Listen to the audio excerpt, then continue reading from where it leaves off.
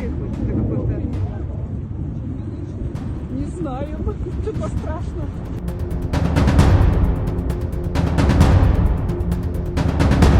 Beredar video pesawat militer Rusia mengalami kecelakaan di Murmansk, barat laut Rusia yang berbatasan dengan Finlandia. Pesawat militer Rusia itu terbakar lalu menabrak sebuah danau. Mengutip tribunnews.com, jet tempur jenis MiG-31 itu disebut sedang dalam penerbangan pelatihan kemudian jatuh di wilayah tak berpenghuni. Setelah kecelakaan maut tersebut, pilot pesawat ditemukan dalam kondisi hidup. Meski begitu, hingga kini masih belum diketahui penyebab kecelakaan itu terjadi. Tampak pesawat tersebut terbang dengan pemandangan pegunungan yang tertutup salju.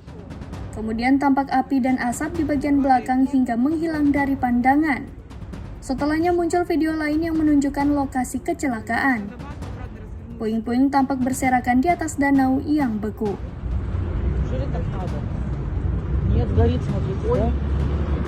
Ой-ой-ой, слушайте, не летим на город. Случилось.